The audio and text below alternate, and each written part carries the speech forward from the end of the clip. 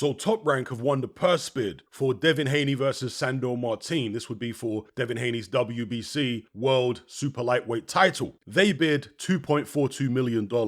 Now Matchroom, who have represented Devin Haney in the past, have gained a reputation over the past few years of being quite conservative in purse bids. They don't like to bid more money than they think the fight is worth, just to get their fighter some type of perceived advantage. Whereas other promoters are willing to do that because they think it's a long-term investment. They think if you win purse bids, put the fight on yourself, give the advantages to your own guy, then he'll come good for you in the long run, financially. But as I say, the Hearns don't seem to believe in that concept, so they tend to bid quite conservatively. But in this case, Matchroom didn't bid at all. So it's not like they put a low bid in. No, they didn't bid at all for Devin Haney versus Sandor Martin. And judging by Devin Haney's tweets, this has left him feeling betrayed by Matchroom. He said, I might as well have bid myself. Now, I can understand Matchroom not bidding $2.42 million because firstly, Devin Haney isn't under contract with Matchroom. And secondly, I don't think Devin Haney's commercial value is that high. Yes, he's been in some big fights, but how much of the attention and the money that those big fights generated was because of Devin Haney? And how much of it was because of his opponent? His last fight against Ryan Garcia, surely it was Garcia who brought most of the attention to that one. And even then, it didn't do that well on pay-per-view. Sandor Martin is an awkward southpaw.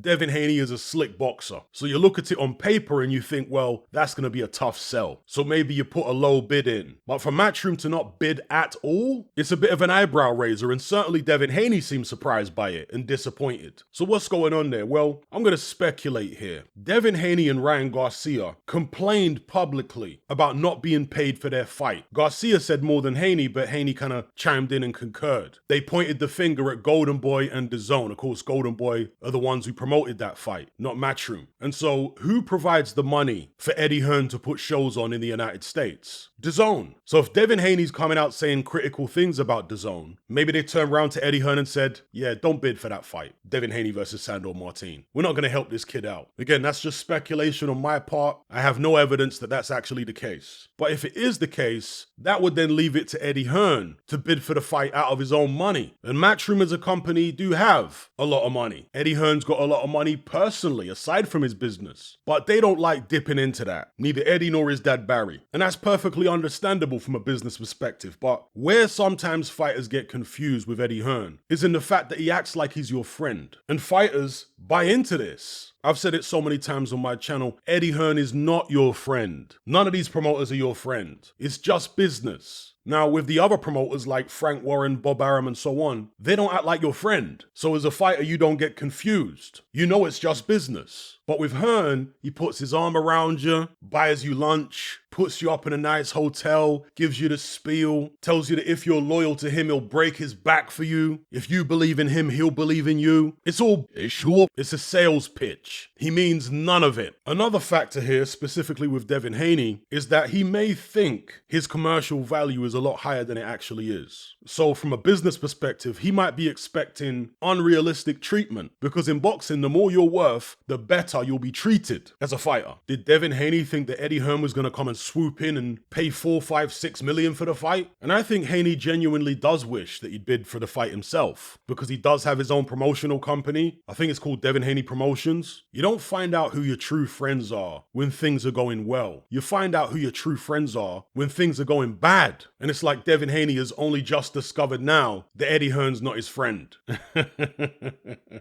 He lost to Ryan Garcia. Obviously, the result could be overturned. It could be changed to a no contest, depending on the findings of the New York State Athletic Commission regarding Ryan Garcia's failed test. But that was a low point for Devin Haney's career, suffering that defeat, not being paid the kind of money he thought he was going to get paid. And for his next fight now, he feels like the guy who he thought was his friend, who promoted him for so long, has abandoned him. Maybe because he doesn't see him as the force that he previously did. So this is what promoters are like. If they think you're the number one guy in the division, oh yeah, they're going to put their arm around you and be your best friend. But when you lose, lose, if they don't think they can still make money out of you, and I'm talking about serious money, they're going to stop picking up your calls.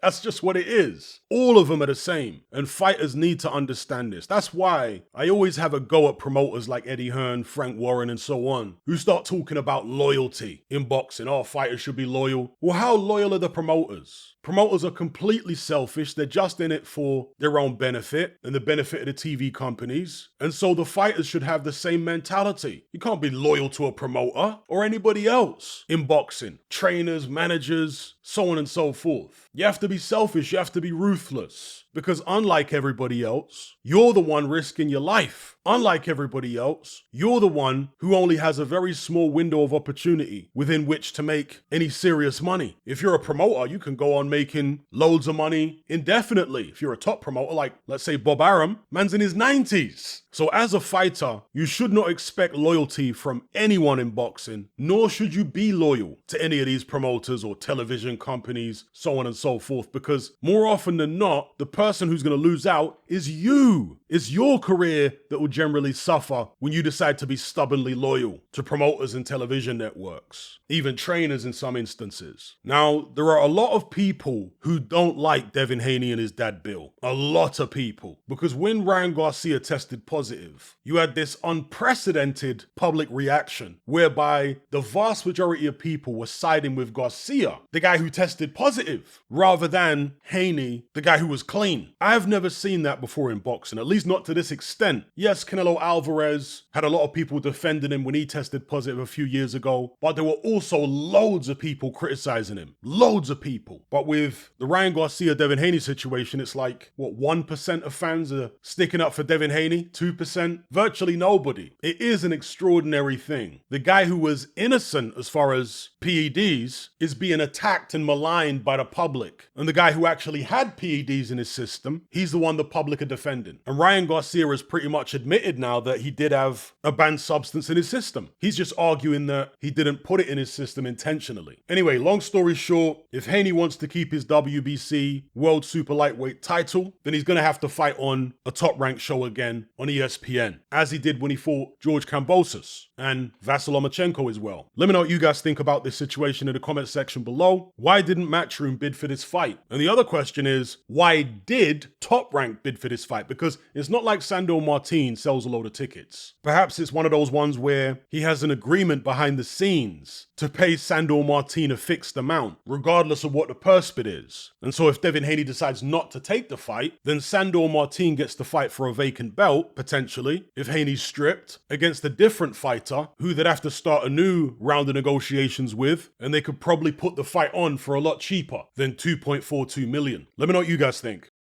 Are you sick and tired of the mainstream mindset? Does the dogmatic conformity and pathological ignorance have you tearing your hair out in frustration? Then don't be alone. Come and join our brotherhood on Patreon. We stand as a beacon of reason against an army of insanity. You'll gain access to my weekly topical podcast where we take more deep dives than Jacques Cousteau on an endless variety of subjects. There's also videos, interviews, live Q&As, as well as a vast back catalogue of previous episodes, including my popular Confessions of a Nightclub Bouncer series. You can listen via the Patreon app or download in high-quality MP3. Connect with myself and hundreds of other members in our Element chat group. There's no contract, no commitment, you can cancel at any time, and it's cheaper than a Mickey D's McMuffin. Just head to my Patreon page via the link below this video and select the tier called the Brotherhood of Reason. I'll see you over there.